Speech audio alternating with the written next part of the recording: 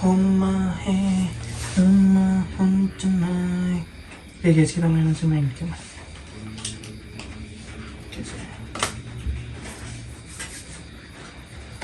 Oke guys, masih bersama Arif Mawar. Ya, gak perlu bisa guna ya. Oke guys, kali ini saya akan membahas tentang bahasa Jepang itu belajarnya susah atau enggak, dan kerja di Jepang tuh enak atau gimana ya, pokoknya enak atau mudah atau gitu loh pokoknya ya. Kali ini saya akan menjawab pertanyaan Anda kali ini guys ya. Yang pertama kita akan membahas bahasa Jepangnya dulu guys ya.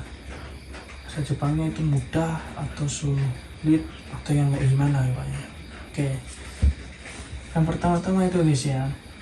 Saya sebelum masuk sekolah ke LPK gitu loh guys ya, masuk sekolah bahasa Jepang, saya tuh ngapalin huruf hiragana sama katakana itu sehari doang guys ya. Ya susah guys, tapi karena saya niat guys ya, saya hafal guys ya, sehari doang guys itu. Kalau niatnya bisa guys, semua orang tuh pasti bisa kalau sehari doang, tergantung orangnya. Terus cara penghafalannya guys ya, itu kalian harus tulis terus. Tulisan jelek nggak apa-apa sih, itu urusan belakang. Yang penting kalian tuh hafalin dulu, masalah tulisan itu belakang. Dan guys ya, setelah kalian benar-benar hafal, kalian itu minta teman kalian untuk mengacak tulisannya itu guys ya, biar hafal. Dan setelah itu guys ya, tinggal berapa minggu lagi saya masuk ke LPK nya guys ya, belajar bahasa Jepang. Ya diajarin, ya pertamanya diajarin huruf gitu, karena saya sudah hafal guys ya hurufnya. Ya ngemantai guys, karena sudah hafal duluan, teman-temannya masih belum. Terus ya saya disuruh itu guys, ngapalin kata kerja, kata benda, pokoknya yes, segala kosakata harus dihafalin semua guys ya. Ya susah guys ya pokoknya. Terus gimana lagi guys, ingin pergi Jepang soalnya kok. Dan itu saya belum menerima job pokoknya. Menerima job itu saya bulan Maret pokoknya. Sebelum saya masuk sekolah itu kan, saya bulan 10 masuk, bulan Maret itu saya dapat job. Jobnya itu yang ngelas pokoknya gitu guys katanya. Dan saya itu di Osaka pokoknya tinggalnya.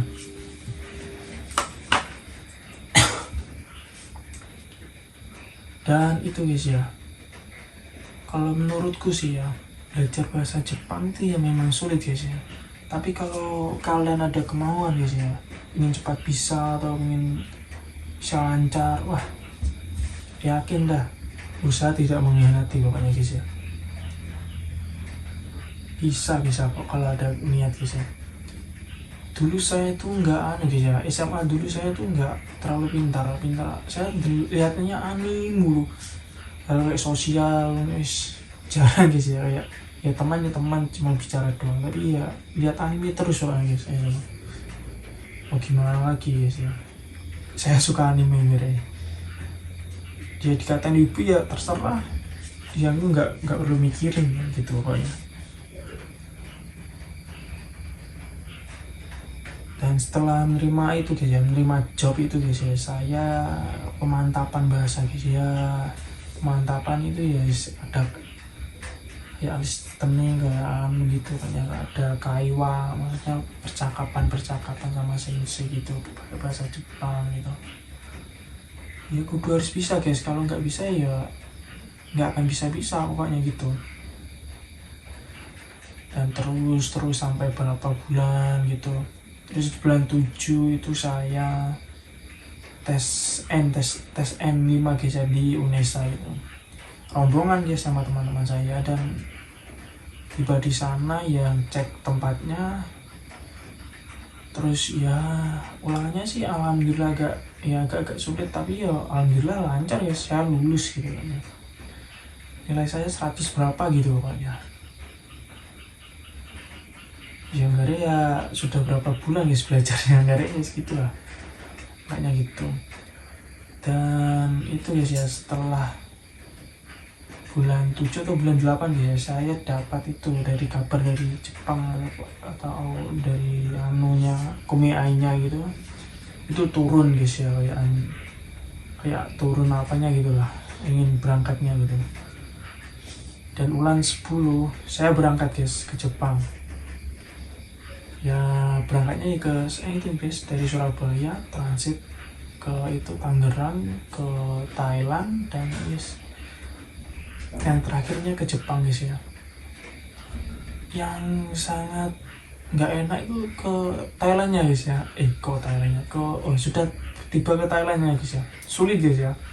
Temannya 2 orang, terus sama saya 3 orang tuh nggak bisa bahasa Thailand ya, ngandelin Inggris abal-abalan pokoknya ya, susah pokoknya guys ya. Tapi yang paling penting itu keberanian guys ya. Kalau mau di Tangerang sih masih diantarin senseinya guys ya. Dan setelah di Thailand guys ya, saya nunggu lama kayaknya ya. Setelah nunggu lama, akhirnya saya berangkat ke Jepang. Dan ke Jepang guys ya, ya ternyata sangat mewah guys ya. Wah gitu dia. Kayak di stasiunnya itu, di stasiun sih, kayak di bandaranya guys ya, itu ada kereta apinya. Wah, cowok gitu kan guys ya. Gak kebayang saya bisa ke Jepang gitu loh di umur sekian ya. Dan yang paling saya itu ya sulit di Jepang itu harus nulis itu dulu, nulis ini, cek ini dulu di Jepang ya, agak lama sih. Terus keluar itu aku kira sih ya orang dari Indonesia guys yang nyusul atau muka ini, saya kira itu orang Indonesia, dan ternyata ya orang Cina guys ya, orang Cina tak bisa bahasa Jepang, dan dia itu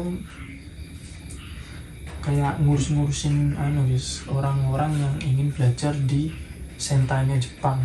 Sentai Jepang itu ya kayak orang-orang dari luar negeri belajar di situ ya, kayak sekolah lagi, mengenalin budayanya gitu guys ya.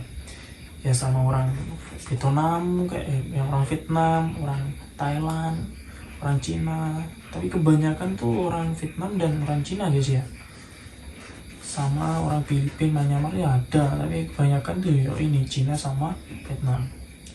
Setelah belajar di situ selama 30 hari atau sebulan guys ya, terus perkenalannya atau budaya Jepang gimana, terus naik kereta rame guys ya. Ternyata di bawah itu stasiunnya itu banyak full orang guys ya, itu sebelum corona tuh full,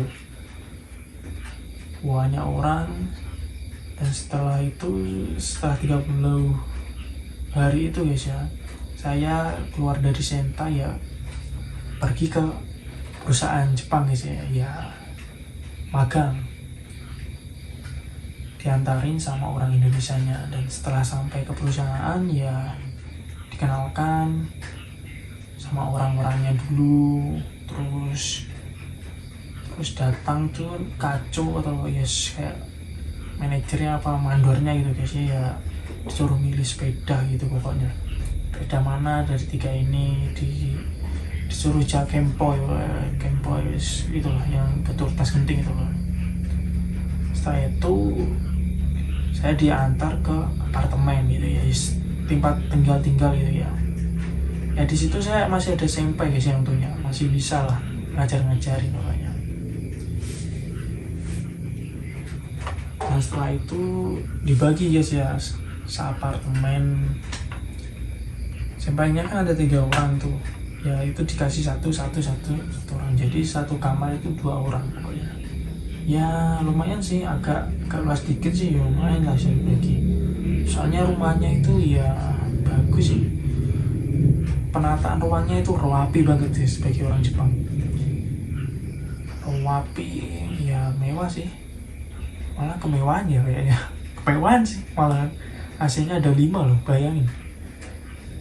Kompornya aja mewah. Wah, memang sih negara maju gitu. Setelah itu terus saya pakai apa itu kayak kasur itu disuruh pakai, terus kemul itu kan. Setelah itu kan guys ya, musim dingin guys ya, bulan 10, bulan 11, 12 kan itu harus sudah mulai musim dingin ya itu ya. Makanya diberikan diberikan stobu itu kayaknya, atau penghangat ruangan gitu ya. Ya AC juga bisa guys, AC nya jadi air hangat itu bisa guys. Wah memang canggih pokoknya dia nih. Dan setelah itu tidur, dan besoknya itu ya belum kerja sih, besoknya disuruh kayak ngurus itu sih, ngurus kedataan di Jepang, sama ngurus itu guys ya, ngurus hoken kayak aneh kalau ada apa-apa BPJS Jepang itu, biar bayarnya nggak terlalu mahal gitu guys ya kalau masuk rumah sakit gitu. Dan setelah itu saya baru kerja. Ya gak kerja sih, cuma magang, perkenalan perusahaan, kerjanya kayak gimana ya. Berangkatnya sih jam mana sih ya, kalau masuk kerjanya ya berangkat masuk kerjanya jam 8, kalau berangkat kerjanya jam 7-an gitu. Kadang ya lebih, bisa jam 7.15, jam 8 mulai kerja sampai jam 5 sore gitu guys ya pulangnya. Ya kadang ya kalau ada kerjaan banyak ya lembur gitu pokoknya, tapi kan masih magang ya nggak perlu lembur dulu ya sampai jam 5 gitu. Dan ini guys ya, pengalaman kerjaku di Jepang itu ya ini ya yang paling yang ingin ku katakan pada kalian ya. Ada sorone yo, ada ono senenge ya. Senenge kuwi ya bisa beli duit akeh nang kono yes, karo oleh pengalaman. Tapi sing sorone ning kono iki yes kuwi lah wae. Sorone iki yo basa Jepang iki beda kalau diurangno ning sekolahan ning Indonesia. Rasane copet karo kayak kosakatanya iki yo beda maneh ngono kae. Nggak salah yo diseneni guys, terus pene yes maju aja pokoknya. Dari diseneni kuwi kita semangat guys, malah ben iso maju, ben pinter kerjane ngono. Nelongso guys, kadang yo tawur karo kanca, gelur wis elok-elok wis meri-merian. Kadang mi sempene yo wis ngene lah guys, dunia kerja nih wis ngene wae. Ono sorone ono enake pokoknya guys. Tapi ya ambil positifnya aja guys ya, nggak semua orang bisa ke Jepang gitu pokoknya ya, dimanfaatkan gitu. Dan saya itu setelah 3 tahun magang di Jepang, saya itu mau pulang ke Indonesia guys ya. Sebelum pulang ke Indonesia itu saya ditawarin sama bos, sama itu mandor saya, nambah tidak. Sebenarnya ingin nambah guys ya, tapi keadaan di Indonesia nggak tahu ingin kerja apa ya, saya pulang dulu. Karena di Indonesia saya ingin kerja gini, menyesuaikan gini dulu. Dan setelah itu saya mau balik lagi ke Jepang. Dan ini saya posisi masih di Indonesia, dan saya ini masih belajar guys ya di Indonesia, belajar kayak ngirim barang gitu pokoknya, usaha gitu pokoknya. Nah, setelah usaha sama maju, saya baru kembali ke Jepang. Ya nggak tahu kenapanya kembali ke Jepang guys ya. Dan hanya itu saja sih yang ingin saya sampaikan. Pokoknya yang ingin berangkat ke Jepang atau sekolah ke Jepang ya semangat aja, masa depan yang menentukan kalian pokoknya. Itu aja guys ya, soalnya gue mau tidur, udah malam pokoknya. Oke, bye.